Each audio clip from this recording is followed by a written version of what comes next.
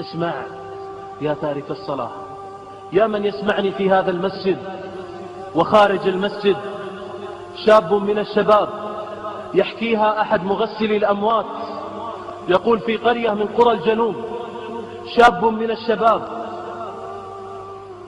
معروف في القرية لا يصلي أبدا، إذا أذن المؤذن يركب سيارته ويشغل أشرطة الأغاني ويدور ويفحط بسيارته، مؤذي للناس. يقول في يوم من الأيام انقلبت السيارة ومات، جاء به والده إلى مغسلة الأموات. تخيل الموقف يوم أن يأتي ذلك الوالد بولده إلى المغسلة ويقول المغسلون لا نغسله، ما كان يصلي. فجلس يبكي ذلك الوالد، رق له المغسلون، رقوا لحاله، قالوا نتصل على الشيخ عبد العزيز بن باز رحمه الله.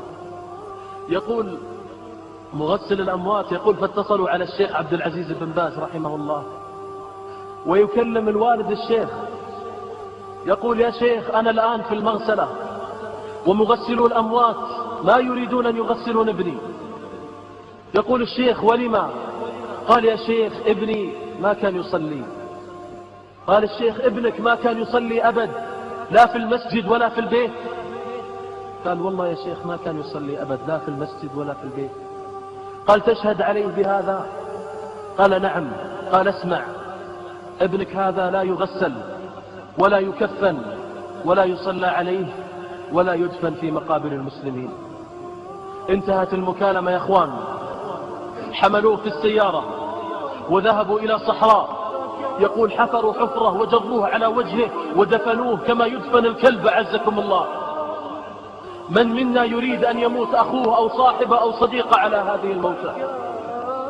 تخيل يوم أن يقول الله عز وجل سأصلي سقر وما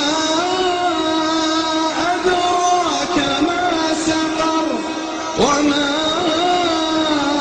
أدراك ما سقر لا تبقي ولا تذر لواحة للبشر عليها 19.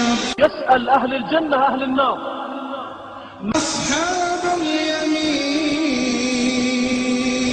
في جنات يتساءلون عن المجرمين ما سلككم في سقر قالوا لم نك من المصلين قالوا لم نك من المصلين. الجواب الأول لم نكن من المصلين.